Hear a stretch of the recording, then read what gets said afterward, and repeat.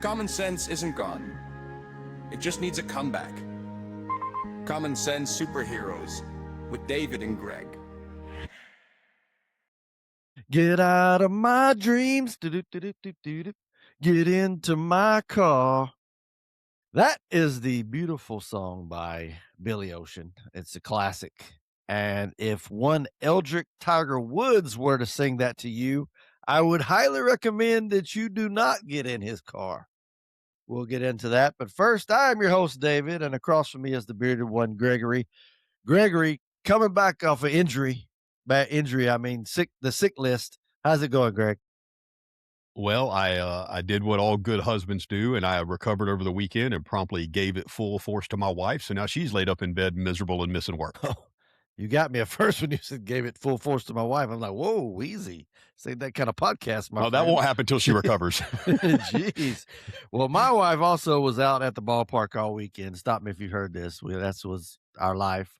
But she toughed it out, but all the dust and pollen and everything put a hurting on her. So she's been out 2 days in a row I don't think she's been out of work 2 days in a row since she had Sutton. Like, she does not miss work, so she is really feeling it. So whatever it is going around, the allergies or sinuses, it's affecting people pretty poorly.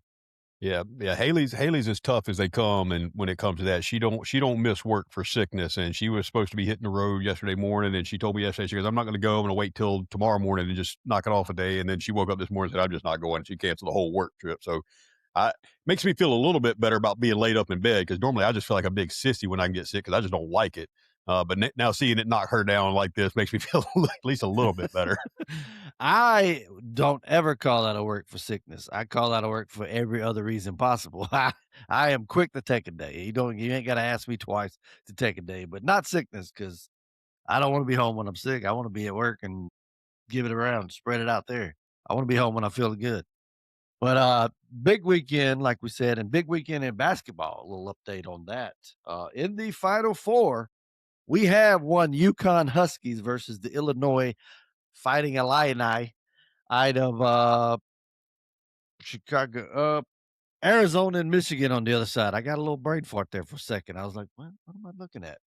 That's Arizona, Michigan versus UConn and Illinois. UConn ranked 2, Illinois 3. And on the other side, you got the ones fighting it out with Arizona and Michigan.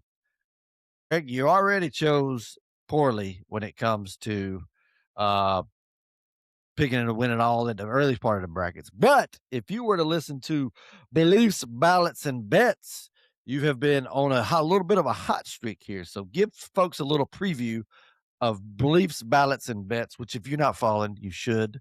Who do you got in these two games? I haven't honestly looked at them yet. I don't gig in until usually the day of the game. This time of year, there's just too many variables. I mean, you can deal with an injury in practice or something. So to me, there's no sense in looking at a game that's still 3 or 4 days away. I mean, I look at the lines, to get a feel, but I'm not going to start really digging in. But you talk about, man, it was a wild weekend. Obviously, the ending of the UConn Duke game was just, I mean, it's magical. I will tell you, my personal opinion, unequivocally, Danny Hurley deserved a tech with 0.4 seconds left, and Duke should have been shooting 2 free throws to have it. I mean, look, that's got to be one of those rules. That's got to be black and white. Touching an official has to be a technical under any circumstances during a game. That's Has what to. I've always been taught. That's what I always thought that was the case, even if it's accidental. That is the case. But I believe it was 36 years ago to the day that one Grant Hill threw it into Christian Leitner to beat the UConn Huskies, and we flip-flopped that all these years later, known as one of the David, best your plays in college history, basketball. you're not right. You need to follow sports better. That was against Kentucky. It's one What of the did I most see? infamous plays in college basketball Where history, did I David. It see? was Duke and Kentucky. But it was like them beating them somewhere, though. It was UConn beat them, but maybe it wasn't that play. It couldn't have been that play. Would have been a great story, though, if it had come full circle like that, but you That can't just would make have shit up. been 1990. Duke beat UConn on a game winner in the Elite Eight, and UConn beat Duke in a game winner in the Elite Eight in 2026. So Christian Leitner, they did do it, but it wasn't that play. It wasn't the famous Christian Leitner shoot play, but they did beat him in a game winner. Just saying, Greg. I got it right here, Greg. Look at that. That's fine. You can start But it's altering the not the facts of your play. story now. We both know you were It's talking about the wrong thing. I may have had that shot in my brain. That's the only Christian Laettner game winner I could think of, okay? Although it doesn't say that Christian Laettner made it. It just said Duke winning. It may have been Danny Hurley. It might have been Bobby Hurley that beat him. I don't know. But I was off. Okay. I apologize, Greg. I don't have a podcast called Beliefs, Ballots, and Bets to where I go over sports like that. Okay. Well, if you had, you would have been on the right side of that one. That we had UConn plus the 5.5, so we came through with that one. But you also would have been on Tennessee plus 7.5, and that wasn't even close. Yeah, that was. And the two worst picks I've made in this tournament so far were picking Florida to win the whole thing and thinking Tennessee could stay within 7.5 or 8 of Michigan. Michigan looked like a damn NBA team. That was impressive. But man, yeah, I thought Tennessee would hang with them, and that was over from the jump, dude. Michigan ran them out of the gym. They could have named their score. Man, Michigan, Arizona, dude, that is going to be a battle. I can't wait for that one. That is going to be a fun game to watch, and I'm going to have to run that one through the model a few times to make sure I feel good and comfortable with that number. Because man, just looking at the matchup of those two teams, I would have a hard time putting any of my hard-earned money against either one of them right now. They both look phenomenal. As long as Michigan doesn't call a timeout that they don't have, because I believe it was 30 years ago to the day against Arizona. Just kidding. I know that it was not against Arizona. It was against North Carolina and Eric Montross and all them. But how ironic would it be if it was the same exact date? I'm getting everything wrong. I might as well keep the streak alive, Greg. Okay. But yeah, don't call a T when you ain't got it. Don't call a T when you ain't got it there, Chris Webber. I say Christian Webber, but either way.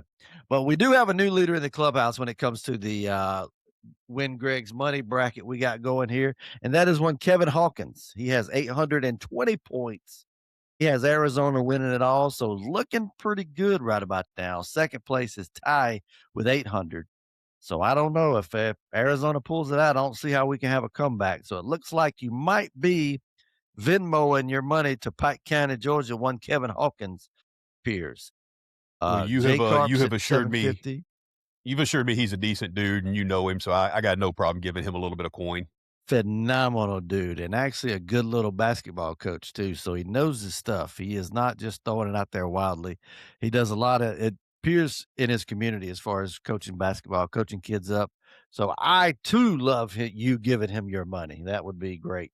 I would prefer it be Daddy D, David Smith, but at 630 points, even though I do have UConn left, I don't foresee that happening. I don't see me making a comeback, but looks like we're going to have a lot of segments on the show if people want to come on the show, because we're down at 12th, Greg. That's not good. That doesn't bode well for our sports know-how, which if you've heard me try to talk sports, you know that I don't know what I'm talking about. Clearly, I proved that at the beginning.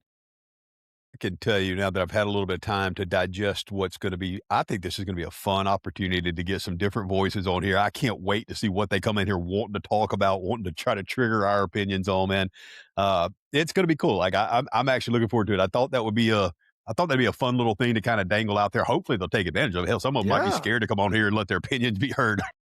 Don't be scared to be wrong. You see it, don't bother me. I have no problem with it. I do it all the time. Yeah, I hope they take advantage of it too. And maybe they'll just want the cash, but come on, man. We need it. We need it. Different voices. That's something you got to have is different voices. And one voice that needs to be heard is the whoever runs Uber out of Jupiter, Florida, because you need to call one Eldrick Tiger Woods. Greg, I'm assuming you heard the story heard around the world and all those going ons with one Mr. Tiger Woods. I mean, look, it's not hyperbolic to say that in some essence, Tiger Woods is a legitimate hero of mine. Like I have looked up to that guy. I mean, I was an avid golfer. He's about my age. I mean, his story, even at the peak of when he was the most hated and most loved golfer in the world, he was absolutely my dude. Like I've always loved Tiger. I have never not backed Tiger. This is a sad story, man. This is a dude that needs help. I hate to say it, and I don't know if or when I've ever agreed with Dave Portnoy in my life, but I think Dave Portnoy's right. I think he needs to spend some time in jail. I think he needs to deal with the repercussions. Look, I will say this. I understand his mentality of saying, I don't want to drive or I don't like taking Ubers because of the privacy. I mean, he's Tiger effing Woods. Let's be real. I mean, having anybody around is an issue for somebody with that level of fame. And I get wanting some privacy and some solitude. I get it. We all deserve that. But this is a pattern. This is something habitual at this point. He clearly has some sort of substance abuse problem that he does not have control over. And the absolute irony is sickening part of it is the very thing that made him who he is was discipline, control, never letting anything get to him.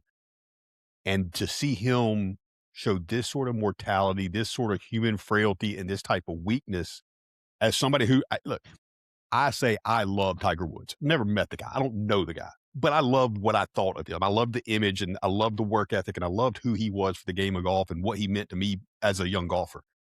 This is sad, man. I just hope he gets the help he needs. Like what Greg's referring to is last Friday as we were getting off the air, which, man, Tiger, if it had been a little earlier, we could have talked about this. Would have been a great show. Friday wouldn't have been so bad had you done it earlier. Jeez. But anyways, Friday, apparently Tiger Woods was in Jupiter, Florida. I'm assuming off of, was it Idlehour or Islewood? Oh, he don't live there no more, does he? Hey, real quick, are we entirely sure that there's not like some sort of universal parabolic coincidence that maybe Tiger went off the rails right at the same time our episode did?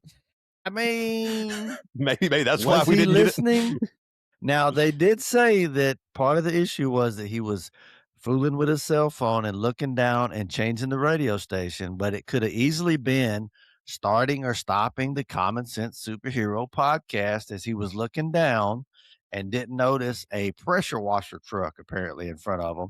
He tried to swerve over and get out of the way, didn't quite make it in time, and ended up If flipping his Range Rover. I don't know that anybody's considered this, but I don't know how this is not looped into the realm of possibility. What if he just had the accident because he was laughing so damn hard at me telling the story about the no arm, no leg, like drive-by shooter? Very well Like could I was be. laughing, telling the story. What if he was listening I to that and just mean, lost control of the car laughing so hard? we haven't got that detail yet. I'm sure TMZ's on it to find out what he was listening to, but he was, in fact, his reasoning he claimed was that he was dealing with the radio.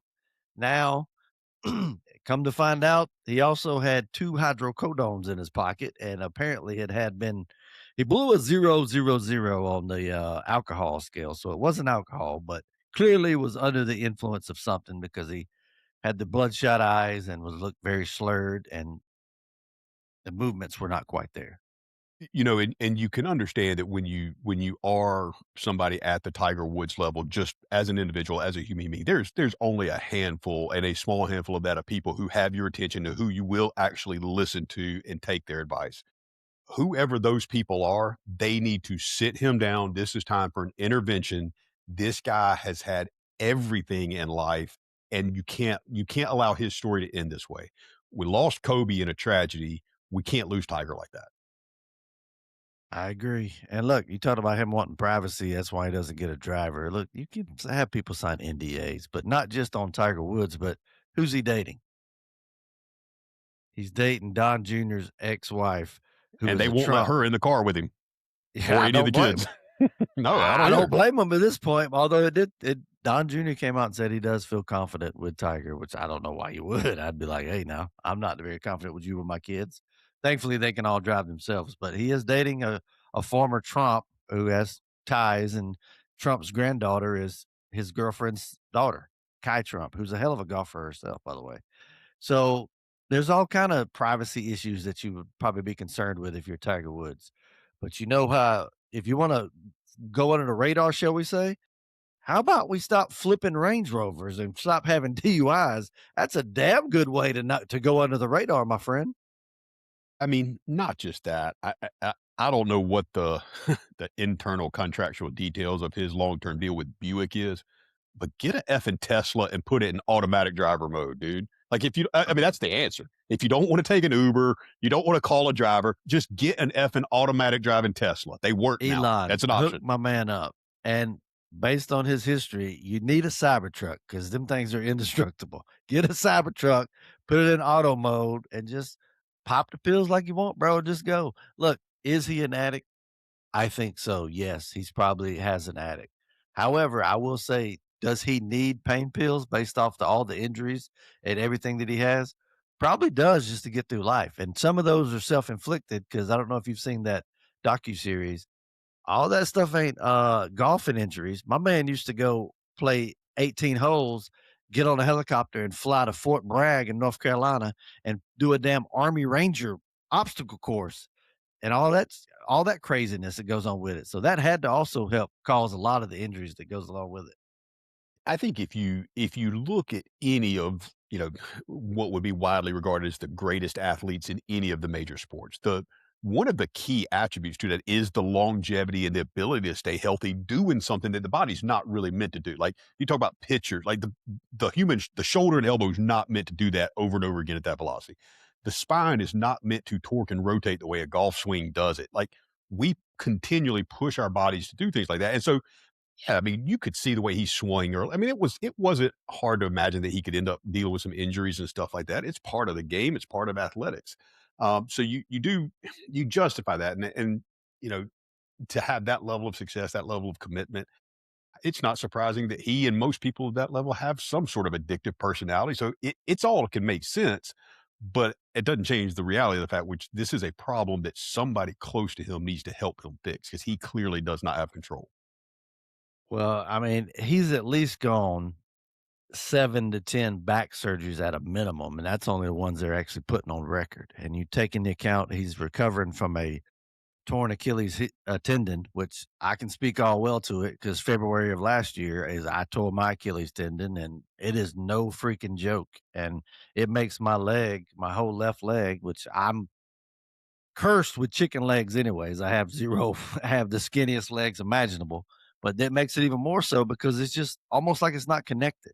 And throw that into the mix of him nearly losing his daggum leg in a wreck from previously, what was that, in 2021, he flipped over going 80 miles an hour in LA and said his amputation of his leg was 50-50 at best. And if you look at his leg, he usually covers it up with a compression sleeve or something, but it looks god awful. It is like you're like, "How's this guy got legs?" So it's a horrible, horrible situation and pain that he's dealing with. But golly, I understand he's probably is taking pills to actually deal with the day-to-day life, but you've gotta figure something out, Tiger, and ugh. That's it, my man. I mean, you look, you can justify, validate, and you can somehow try to emotionally square away the idea of him being addicted to pills and needing the pills. You're right. That's a plausible scenario with what he's dealing with in his reality. You can't get behind a wheel, and you damn sure can't get behind a wheel repeatedly when you've had these kind of incidences. You're Tiger Woods, bro. You gotta understand you can't let that happen, and get a driver, whatever you need to do, but it's very, very sad. Greg is going to deal with a dog. As a dog's name's Tiger, by the way. Eldrick, everybody's little known fact. He named his dog Tiger. But about the going into the army and all that stuff, that's really what he was trying to do is just live up to his dad. And unfortunately, tried to live up to his dad as far as banging chicks too, because apparently his dad used to do the same thing at the golf courses. Which I listen, Tiger Woods getting a lot of girls. I get it. He's Tiger Woods. I mean, come on. How's old ass Earl getting all these chicks back in the day in the 80s, 70s, and 80s at the golf course, giving lessons to with a Winnebago at the driving range? Earl got game, bro. Had Yeah, I don't game. know, man, but that does make you wonder if maybe there's some element. I mean, obviously, Tiger's reverence for his dad was on a different level, and you start to wonder if maybe that's some of what's going on in the poor decisions over the last decade and a half is the absence of his father. Because when you've got a singularly focused person like what Tiger was, I mean, and again, he was bred and raised to be what he is as an athlete, but that comes with a lot of other things and that it doesn't always create a socio normal person. And so I think Tiger's always struggled with that, but I think his dad might have been the one person that kind of kept him in line, kept him on the straight and narrow, because ever since Earl passed, man, Tiger, it just hasn't been the same. Well, they also said that, the mom was the actual disciplinarian when it comes to that part of it. Tiger Earl He was was like terrified of Tita. Earl was the golf guy, but when it comes to the discipline and all that, that was her, and she passed away, what, last year sometime? So you talk about who's he got that can actually get him in line? I don't know. I can't think of nobody because I, that I would be the mean, 2 that I think of. I'll tell you, for me, it's his kids. I mean, that's get Charlie and his daughter, get them to You sit got him a down. good And again, thing those going, man. those two kids are way too young still to have that amount of pressure on them. His daughter's probably in her early 20s, maybe. Charlie's what 17, 18 years old. But again, if I'm those two, I'm sitting down right now, go, hey, we got to sit down and talk to Dad and get through to him because it seems like nobody else can. And that's the Charlie going only to people I can imagine him listening to. Charlie going to old Florida State, I believe. Not exactly a golf powerhouse that I know of, but hey, it's right there close to home, I guess. He ain't gotta pay that out-of-state tuition. I bet Tiger made him go because so he could afford that in-state tuition. I get it. I understand. Hey, the I'm with you. economy's tough, man. Tiger Woods he was what made me get into golf for sure, and I was a big fan, and I'm still a big fan, and it's just so much better with him in it. He had actually was trying to make a little comeback. We spoke about him coming back on the TGL. TGL and hopefully making a comeback at the Masters. That doesn't look likely now, even though this didn't really affect his golf game per se, but it's his image per se. It would be too much of a distraction for him to show up now. It's I going to be a would I would distraction nonetheless, but Yeah, I would think that, this all boils down to him showing up at the Masters really would be based on whether or not he legitimately thinks he could compete. I think if he believed he could compete, he'd deal with the headache, he'd deal with the circus, he'd be in Augusta and just go, "Hey, I'll handle all the media stuff. I want to try to win." If he knows, and let's be real, the chances of him being competitive are very slim right now. So that's why I lean to thinking it's probably not worth him going to Augusta and dealing with it because he knows he's not going to be competitive anyway. I'm wondering if he's even going to go to the Champions Dinner. I think he could because that ain't really televised or nothing like that. That's kind of behind the scenes, and nobody there is going to say anything. By God, he's Yeah, pretty much royalty that's at a that private point. event. I would suspect he could probably get in and out of there without a whole lot of issues. Kinda wish he'd just come out and own it and be like, "Yep, I was taking it for this, and I shouldn't have drove, but Imma go out here and play." Just put it out there. I Why not? Go get It's a perfect time to go back at the Masters because if you don't win or you don't even not even competitive, you're like, "Well, I had a lot of distractions going on." But he also last week, had signed up to go to the, senior tour, which, wow, hurts my heart to hear say Tiger Woods on the senior tour, but it's the time. It's that's what it's for. But you're thinking you forever young. You think Tiger Woods. It is, man, and you and I have outside of even examples like Tiger, we both started dealing with personal, closer to home examples of stuff, and you just start to realize. I think we're in that weird stage of life where you start to lose people in your age bracket, and then you start to lose some that are maybe even a little bit younger than you, and man, that reality of mortality starts sinking in, and you start going, well, we all know the truth. None of us know when our number's called, and you start dealing with that. That's a whole different perspective, and that's a whole different show. Dude, they showed the picture of the car flipped, and you're just kinda sad, and you see Tiger over there standing by a fire hydrant or something. And the first thing I thought of was, my God, he looks jacked. I don't know if the picture looks something, but dude looks freaking ripped. Like, I mean, just beastly. I'm like, damn, Tiger, what, you coming from the gym, bro? He looked Well, freaking jacked.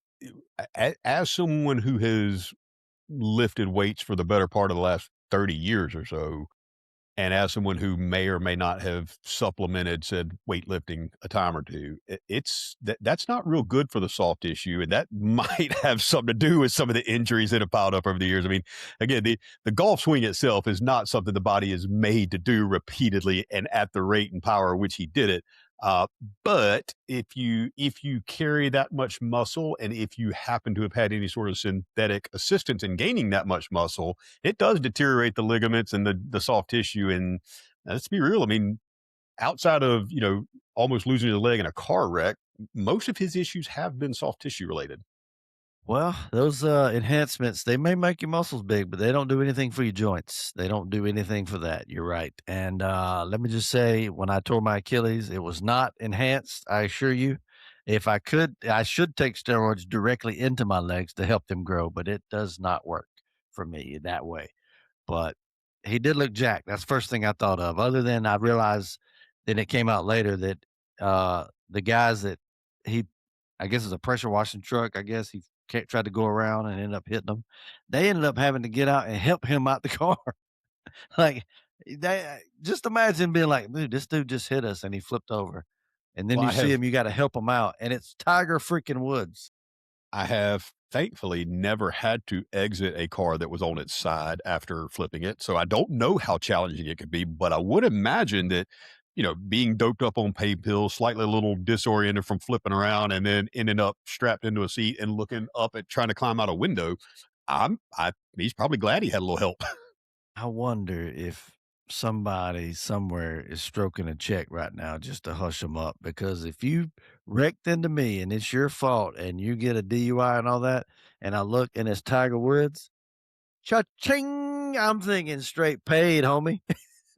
I would be the newest member of the Tiger Golf League if that was me. If it I would was force them to let me play in that thing. if I was Tiger Woods, and let's just say pressure washing, I'm going out on a limb saying it's maybe some Hispanics.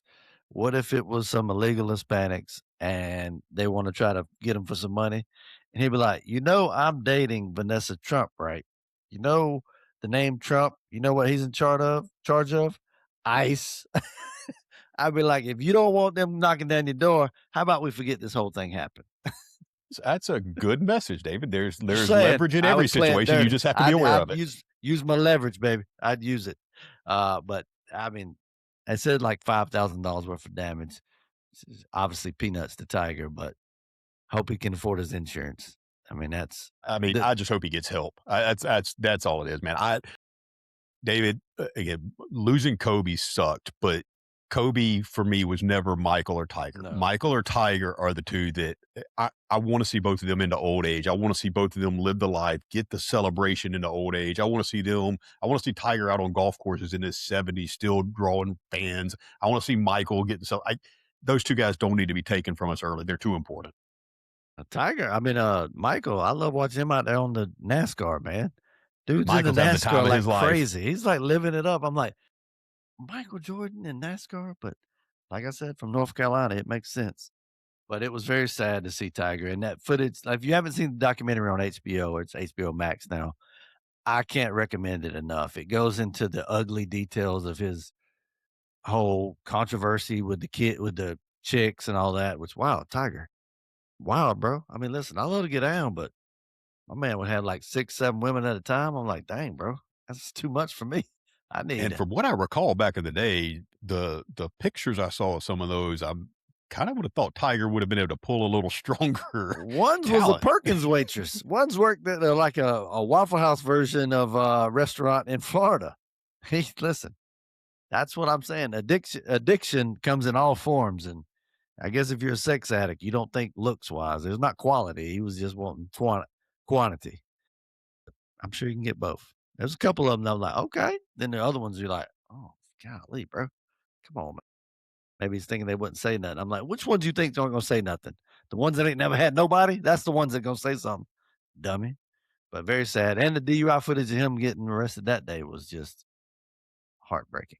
Speaking of heartbreaking, I was heartbroken to find out, Greg. Did you know that we don't have no kings in America? Did you know that? I believe we've got a 250-year celebration of something along those effects coming up this July, don't we? Wasn't that the whole reason we left? Thankfully, the good people out there made sure that we had no kings. Thank goodness.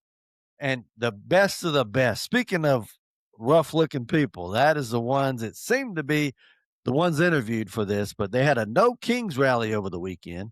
And Greg, if I told you they held a no kings rally against Trump in a place that made 0 sense other than America and other than this great country, where would you think would be a silly place to hold a no kings rally?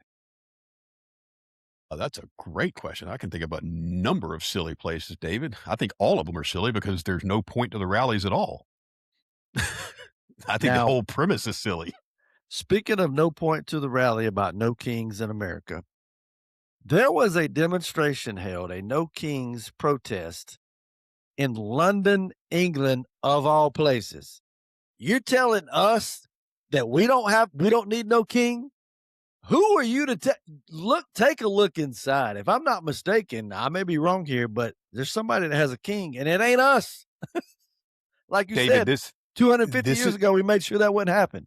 Look, this is one of those perfect times where you and I formulated this show with the concept of, hey, look, let's try to take semi crazy ideas, weird things, complex things, and let's try to boil them down to simple, common sense approaches. David, the absolute least intelligent member of Congress, told us all you need to know. Donald Trump is not a king, has never been a king, and never will be a king. Mazie Hirono told us that. Mazie Hirono has the IQ of a shovel without a handle, and she knows he's not a king, never been a king, never will be a king. There's never been a threat of him being a king. Mazie Hirono enlightened the world for the first time, and I'm pretty sure she was right accidentally, but she was right nonetheless. He's not a king. We all know it. Never been a king. I can't get the clap to working. It would really You're work if amazing. I could get the hand clapping. Dadgum. This app, Riverside, you down. You messing me up. Greg, she is correct. I think she may have meant it a different way than what we did, but she was correct nonetheless. It is the audacity of all places, London, to have a no protest or no king's protest is beyond me. And look, I agree. You should not have King Charles. I just don't think it's right. You should always have queens. If you want to call me a feminist, that's fine. Maybe it's because I grew up with Queen Elizabeth. I can't see, I'll never look at King Charles. If he walked down the street, I wouldn't get out of the way. I wouldn't bow or do whatever you want to do to a king. That means nothing to me. If it was Queen Elizabeth, I'd be like, oh, okay, all right, hey, Queen Elizabeth. But when it's King Charles, I'm like, nah, bro, I ain't about to bow to nobody with them ears. It ain't happening. Sorry, bro. Think, and maybe not for you. I don't disagree with your sentiment. For me, it's more just I just have a little more respect for Queen Elizabeth than I do for the individual that I know King Charles to be. Yes.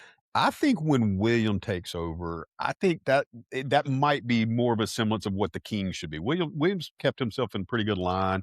I mean, he and Kate are a good heir to that. But yeah, Charles, I think somewhere inside the royal family, they were all hoping they could skip Charles altogether. He's out of his he's different than his dad in a lot of ways. He takes after his mom. Unfortunately, he takes after his dad in that hairline, boy. Ooh, that's ooh. My man, my man went bald early, but and Kate seems like a somebody you would call queen-like if you want to do that. But Charles, speaking of freak in the bed, there's one of those footages, the notes that he used to write to Camilla back when he was married to Princess Diana. Ooh, my man's freak, bro. I think there's an element of there. We all look for some type of risque behavior. There's some sort of attraction to something that's just a little off. And I think when you've got that sort of blessed life and everything you want, you can have, it's sometimes harder to find that thrill of getting something you kind of feel like you're not supposed to have or maybe hard to attain. I won't go into detail, but I'll just say there's one of him talking about wanting to be her certain feminine product and that him wanting to be he was jealous of it because he wanted to be it. I'm like, bro, that is absolutely disgusting. You're just mad you Charles, didn't come up with that line. Charles, come on, bro. That's gross, man. That's gross. Come on, Charles. But yeah, so the No Kings rally was held, and I think it accomplished job accomplished, mission accomplished. Mission accomplished, my friend. Very proud of them. I go out and do it more. Every time you do it, our poll numbers seem to rise, which is down quite a bit because, as we said, the DHS shutdown is still taking place, even though there was a Trump figured out a way to get them paid. The DHS shutdown is still in place. Meanwhile, all the senators, including Lindsey Graham, is at Disney World. I have seen over the last few years there's this running theme about adults without kids that go to Disney World, and I'm kind of on the fence. Haley and I've been a couple of times like without the girls, but we go with the girls way more often. But Lindsey Graham is like a never married bachelor, never had kids. What in the world is that dude doing wandering around Disney World? Might I add, with a bubble wand Bubble in his wand. hand? And there have been some questions about Mr. Graham, and There ain't no questions. let's just say There's- this image doesn't do him any favors there at ain't all. no questions. Uh, There ain't no questions. I have said this before, and I will say it again. If you are in the state of South Carolina, for the love of God, next time he's on the ballot, whoever the other guy is, elect the other guy.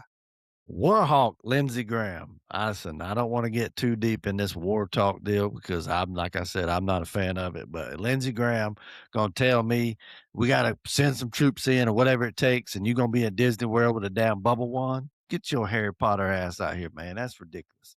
And then he wants to I try to just, get a footage of him with a shotgun now. He's like, "Look, see, I'm manly." I'm like, "You ain't manly."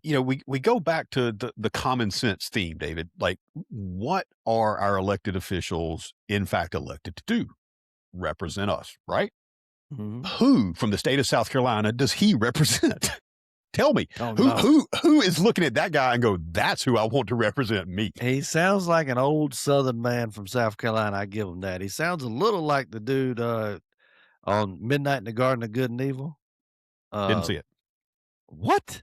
Filmed in Savannah? Bro, it's a good movie, man. You've seen what I'm talking about. Anyway, it's Kevin, Spacey. Spacey. Yeah. He plays a gay guy, a gay Southern guy, and that's pretty much Lindsey Graham, and turns out Kevin Spacey. Turns out that's him. But, that he sounds Southern, that's about it, because it's just ridiculous. I'm trying not to go crazy because it's still only, a month in, but Well, and I think the bigger issue is, and I try to call out obvious things that need to be called out even when they're on our side. The Lindsey Graham type situation needs to be addressed. We got to do better than putting people like him as our representatives. But let's not spend too much time beating up our own side because there's so much on the other side that we can focus that attention on. agree. It's hard because we got infighting like crazy. I mean, Megyn Kelly, who I listen to almost every day, she's not hating on a lot of people, but her and Mark Levine got a little going at it. And Mark Levine's a bit of a war hawk as well. And he's being just played like a fiddle by Trump. Anything Trump says, Trump's like, hey, tune in to Mark Levin tonight. It's a good show. And then all of a sudden, Mark Levin's talking about, oh, if we got to send ground troops, we got to do it. You're getting played, bro. And you just getting played, which I love that he's getting played as opposed to what some people say that Lindsey Graham and Benjamin Netanyahu are playing Trump. I'm not saying that, but it I'm I don't know. I mean, look, people are saying it, whether you say it or not, and it's speculation. And again, it's not invalid speculation. I'm not saying that it's out of the realm of possibility that that is what's happening. But I am saying that taking that approach and embracing that mentality does absolutely no good to anybody at this point. And I think that's more of kind of where I try to come at for all of these things is you can't change what's happened and where you are. What you have to do is look at where you are and figure out what's the best decisions to move forward from that position. And so, look, you and I've talked about it. If Donald Trump, for whatever reason, had called me and said, "Hey, Greg, should we go into this war thing with Iran right now?" I'd have probably said, "Let's just sit tight another couple months to see how things shake out. Now ain't the time." He may have had some intel I didn't have, info I didn't have. He made a different decision. Well, I'm not going to question that decision because it's already been made.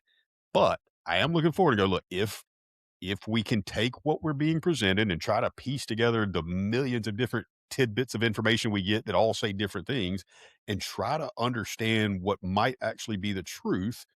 I don't want to be there, but now that we're there, I want to do what we have to do to make it successful and get home.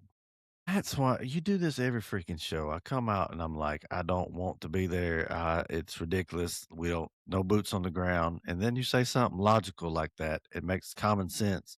Because you're right. If you're over there, you might as well get the job done instead of just hightailing it back, and then it just comes back even threefold, even stronger with another crazy man. I But mean, I look, just don't want when regime you poke change a ain't gonna hornet's happen. nest, you go ahead and blow the some bitch up. You don't poke a hornet's nest and then leave it. I know. I wanted to just be complaining, Greg. Why you got to make sense? Damn it, It's a gift. and a curse at times. But I don't know. Listen. I would probably play politics and say, hey, if we want to do this, let's wait until like early next year after we've had the midterm elections. But that ain't how you should run military action based off politics. So that's why I'm not a politician, because that is not a good look and not a good thing to protect America. But I just don't see the midterms going our way, and then who knows what's going to happen. They're already going to come after him no matter what. He's going to get impeached several more times. It's just going to happen for any little thing Yeah, possible. I think the biggest issue on the table right now is trying to figure out what they're going to do with the SAVE Act and the filibuster. And look, JD came out and said it the other day, and I mean, I have to agree with him. I think he's right. I think the Democratic Party kicked out Joe Manchin and Kristen Sinema because they would not help them get rid of the filibuster when they had the majority last time. I think JD Vance is 100% on point. I think the moment they have control of the Senate, they will do that. They will try to pack the court. They will add Puerto Rico and Washington, D.C., and our country will never be the same. Now, I'm not trying to make this into some guaranteed doomsday thing that it's got to be terrible. It might work. I don't think it's the right move, and it's not what I want to see happen. So right now, with everything else going on, to me, the biggest issue between now and the midterms is who's going to be voting. Can we just get John Fetterman on our side even more? I'm He liking is on our that side. guy. I'm liking that guy more and more every day. I never saw that happen. Vance Fetterman, 2028, make it happen. Although How do you make a Democrat sane they have a stroke? everybody seems to like Rubio, and that's who I voted for in the first primary, by the way, was Marco Rubio in 2015, I guess, or 2016, before they ran the election. I voted for Marco Rubio. He was my guy, and everybody seems to like him. He has his I would have views. He I does would have everything. absolutely no opposition to any sort of Vance Rubio ticket in any way, shape, or form. I got to tell you, man, I think nuts and bolts wise, feet on the floor, Marco's about as impressive as they come. But man, there's just something about the eloquence of JD, like his presentation ability. And again, I've said this when I first heard word that he was likely going to be Trump's VP nominee, I was not on board. It was not who I wanted. But the more I started digging in and looking and seeing how he's progressed as he's matured and changed some of his positions as he's learned some things and gotten more involved in things, and every time I hear JD speak, I'm impressed. Like it's to the point now where I legitimately go through and try to find, like if I hear he did a podcast, I'm gonna go listen to that podcast, even if it's not what I normally listen to, because I do believe he is likely our best chance at winning in 2028. I think he will be our nominee, so I want to know as much as I can. But B, I'm impressed by the guy. Like maybe something comes out that I hadn't found out yet, and I'm sure like anything when you start to be impressed by somebody and look up to them, they're going to disappoint you. So I know something's coming. But to this point, man, I love Marco. I would absolutely back Marco, but I'd much rather have Marco as JD's number 2. Yeah, listen, we watched Hillbilly Elegy long before he ran for vice president and was super impressed with it. I didn't even realize until later that was actually the JD Vance that was running with Trump. I was like, "Oh, that's him," because the movie just struck a chord with me.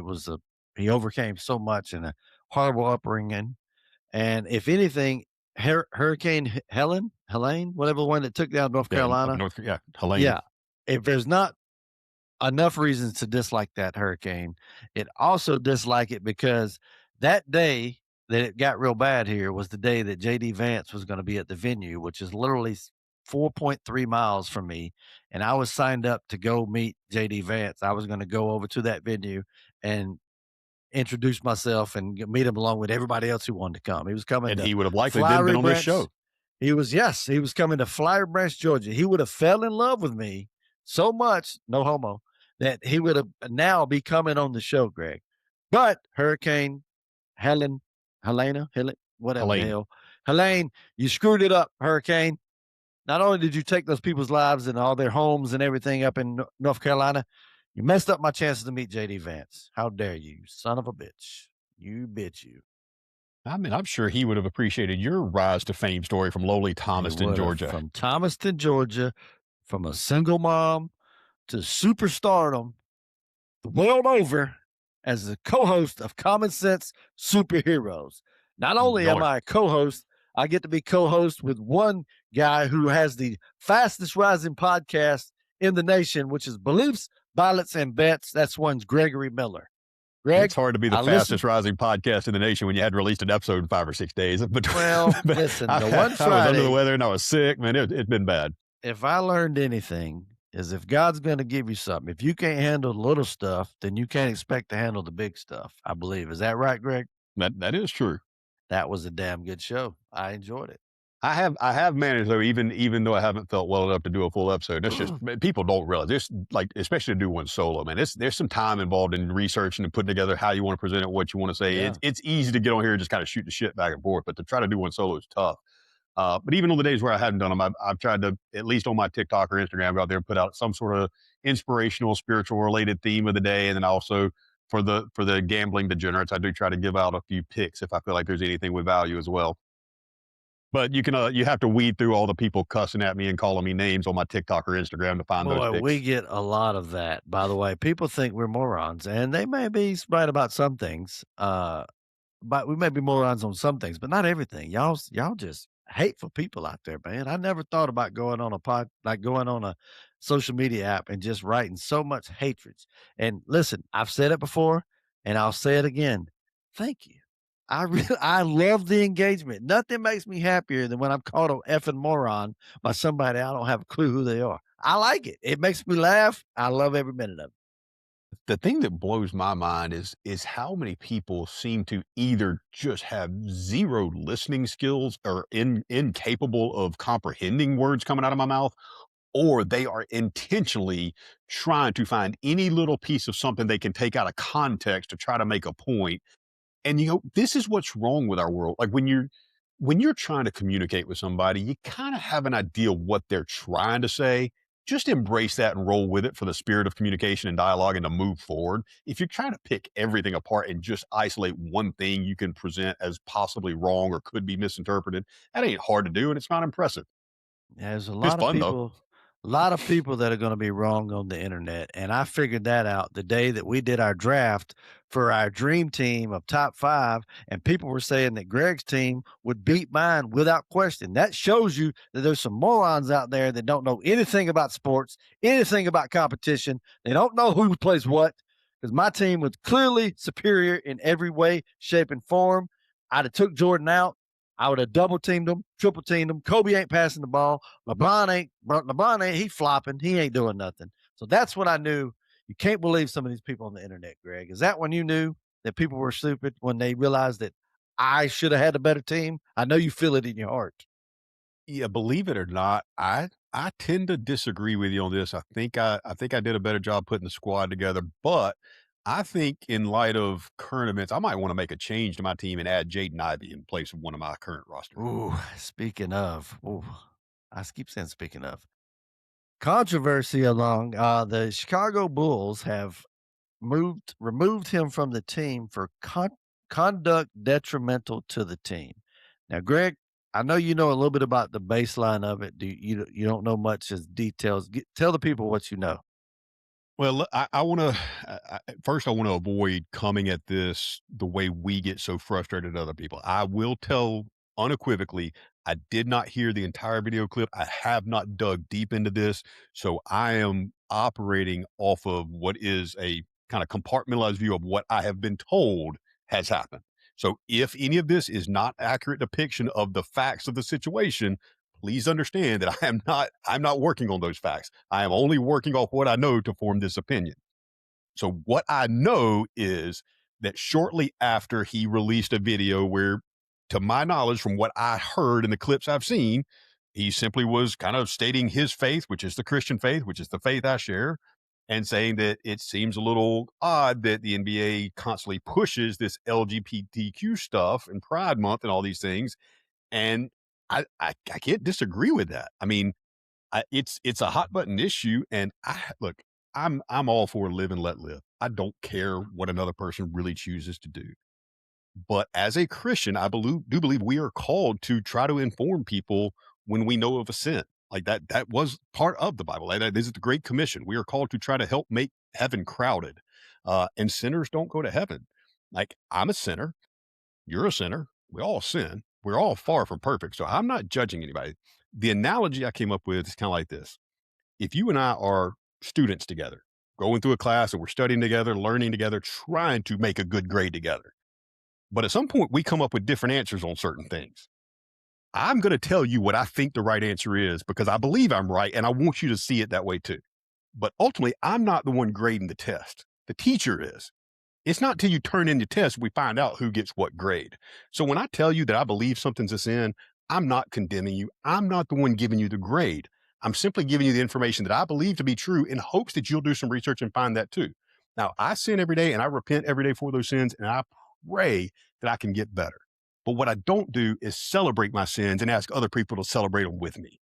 I don't tell other people to make it okay and create a whole month of celebrating the things that I know God doesn't approve of.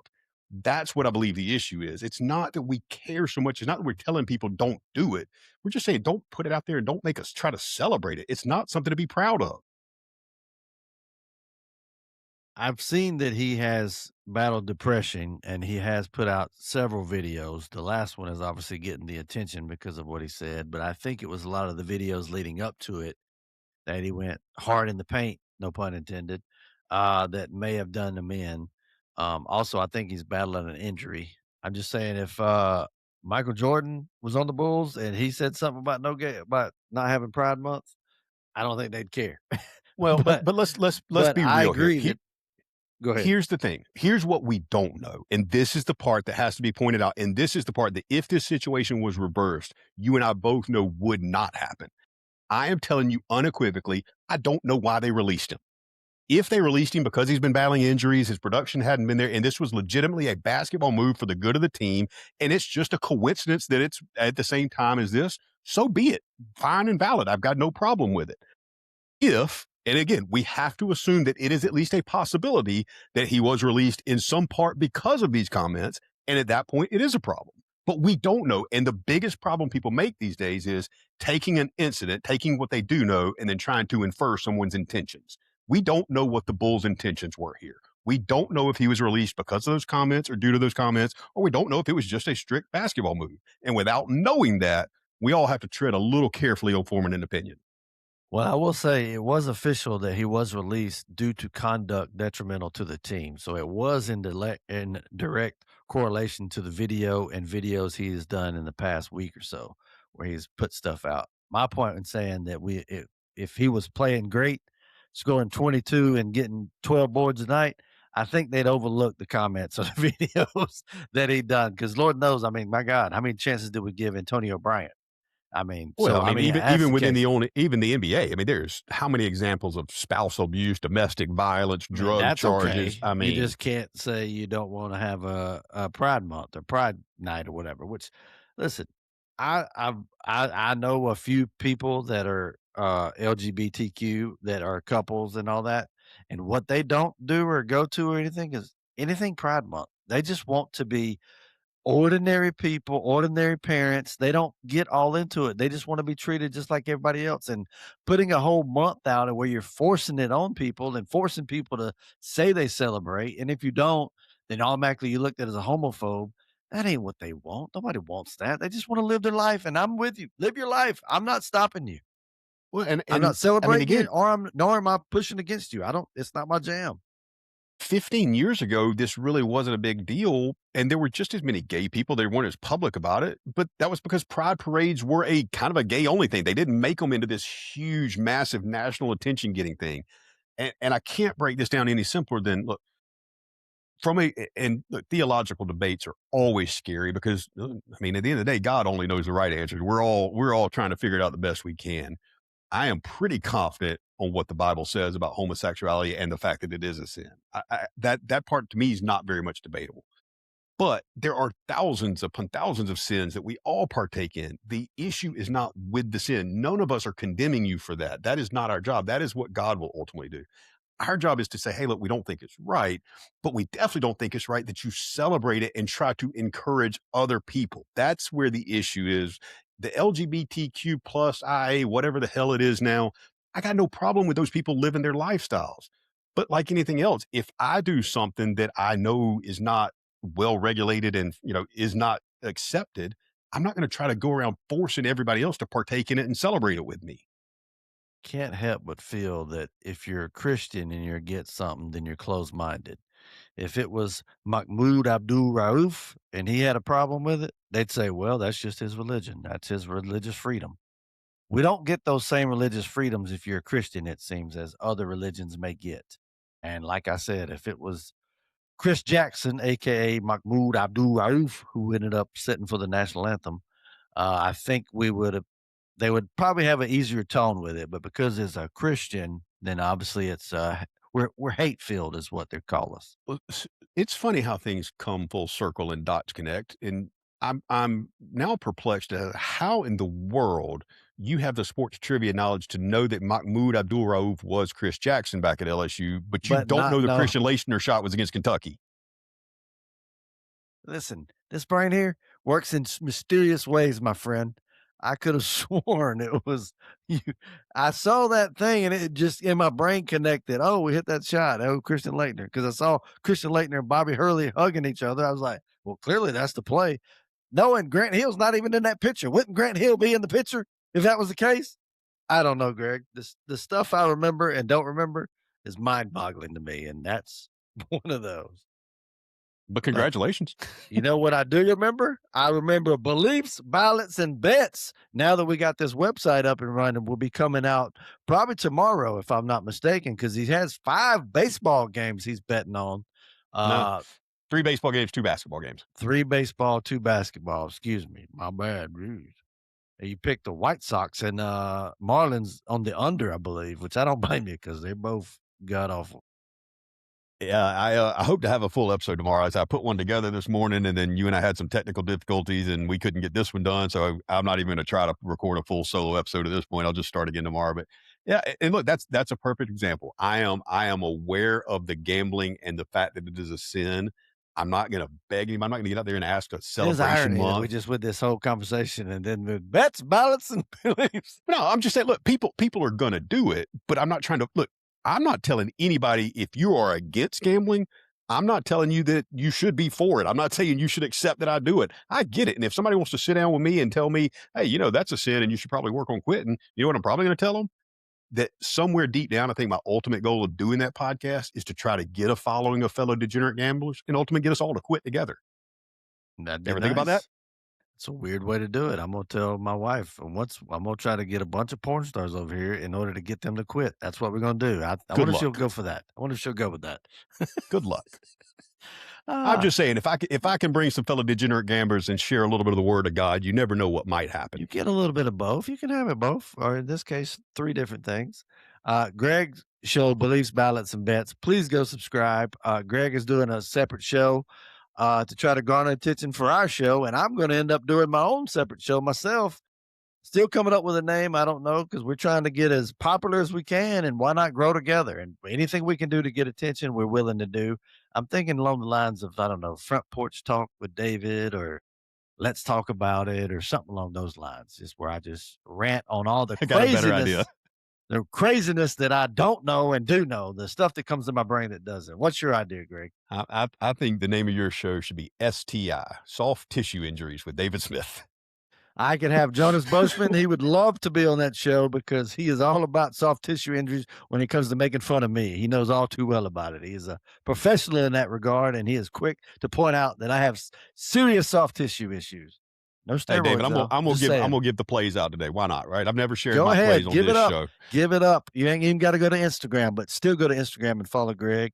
GDog23. Is that right? I have no idea. Greg Dog 23, 25 or Greg something. Dog 23, but he's going to give it to you live on the show. Greg, show us what we got.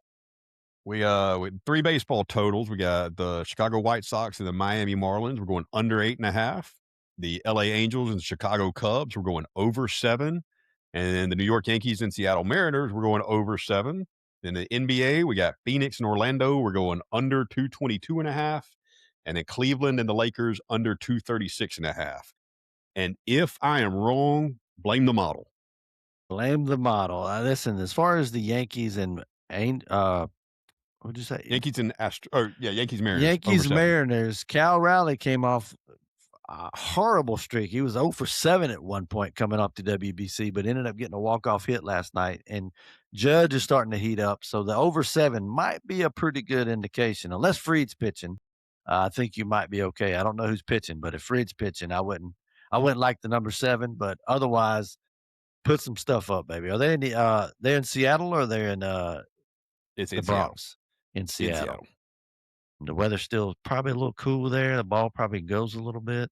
It's a low total. I mean, you rarely see every now and then in a playoff game with 2 aces, you'll get a number posted like 6.5. 7's a low total. So I mean, they're expecting it to be tough conditions.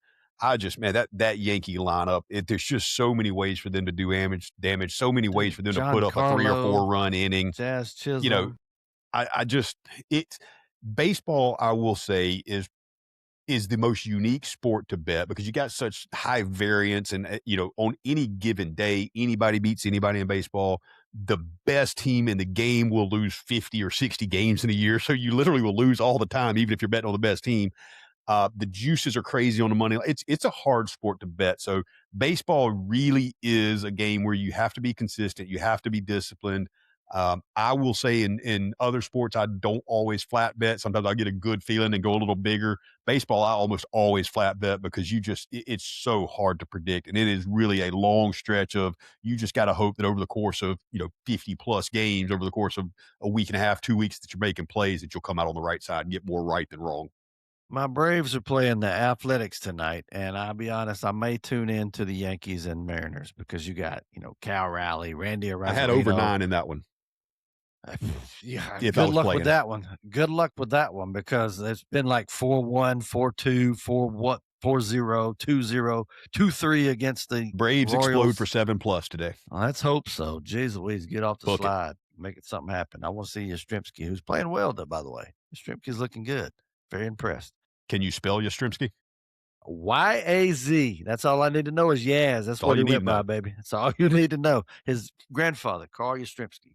I remember watching him play. I do not. He's a little past my time. Last Triple Crown winner, wasn't it? What? No, Cabrera did not long ago, didn't he? I don't count anything current.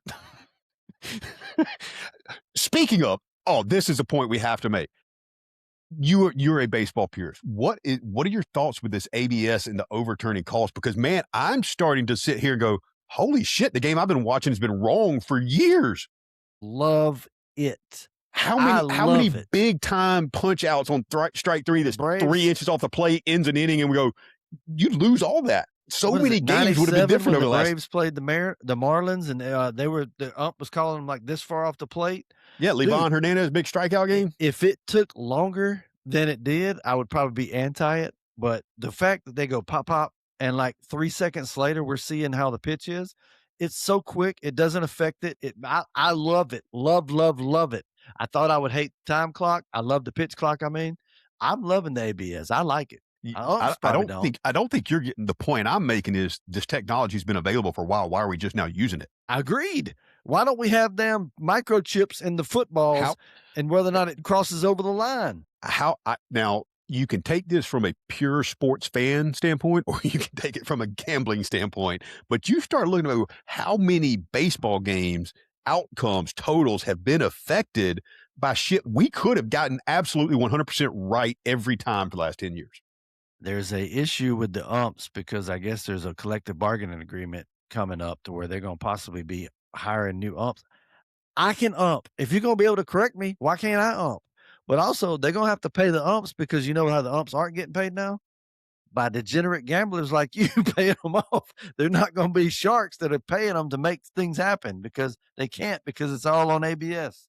So, I mean, they got to get a little extra scratch somewhere. I like it. I'm loving it. Yeah, it was just within the last day or two, and I kept seeing so many big strikeout calls overturned and stuff. And you start thinking back, and again, you can take it from the gambling perspective or the purity perspective. And go, man, how many games would have legitimately had different outcomes over the last few years? Because you talk about from a momentum standpoint, some of this is huge because you go from, ringing somebody up on strike 3 with the bases loaded and a big jam to, oh shit, now it's not so much. It can completely change the tenor of a game on one 100. pitch. And if old boy for the Royals, Perez, the catcher, who looks like he's 49 and a half years old, I watched that man get like 3 right in a row. Like that man knows the strike zone. Like he was like, and he tapped, and it would be like this far, but he knew it. And there was a lot of ones that I'm like, oh, that's a ball all day. It looks like a ball, but if you look at it, it's a strike. When they go back and check it, it's a strike, and vice versa. You're like, oh, that's a strike, and it's a ball. I'm like, did I know the strike zone? I don't think I did. I have also come away early this year severely impressed with how good the eye these batters have. Holy hell. Like some of these guys, like this pitch missed by like 0.2 inches, and this dude, no, ain't a strike. I know it ain't a strike. And then you saw them go, meh. But it's impressive. Supposedly everybody went in and got their own strike zones put in. They actually measured everything and did the strike zones. And on the flip side, it ended up making a lot of the people that thought they was like, oh, I'm 6'1", 6'2" on their scouting report. end up being 5'10", 5'11" when they really measure him. So I'm like, if Jose Altuve, if he's listed at what, 5'7", he's probably about 5'4". He may not have a strike zone. He may not. It's unfair. But man, I'm liking it so far. Well, that's it. Episode 24 in the books. I keep forgetting to say the number, Greg. Why did you let me forget 24 of all numbers? That's Dion's baseball number, baby. Episode 24 in the books. Nobody cares. That's why. Episode 24 in the books. Common Sense Superheroes. Go check out Beliefs, Ballots, and Bets by one Gregory Miller. Check it out. Subscribe. Get caught up, and then be ready for a new episode tomorrow. Greg, what do I got to look forward to? Is any big games on the horizon other, I guess, than the Final Four that you're looking at? Yeah, When can we Final expect Four this that? weekend. We will we'll probably start looking here shortly with Augusta right around the corner. Maybe some possible top 20s. I don't like to bet tournament winners. It's great to hit one, but the odds are so long. Sometimes I'll play a few tournament matchups, like one player finishing higher than another player. But usually, what I look through for big tournaments like this is that top 10, top 20 range where you can lay 100 to maybe win 250 or 300 on a guy finishing in the top 10 or top 20. So we have some of those coming on. We'll obviously have some plays on the college basketball this weekend. But other than that, we're going to run the numbers every day, take a look at, right now at NBA and MLB, and whatever we see that we think we've got an advantage on, we're going to fire. I love it. Stay tuned for that. Check out our socials. Go to TikTok, YouTube, Facebook, all that good stuff. Greg, appreciate it, brother. Thanks for staying with us through this complications. But till next time, guys. Peace. God bless.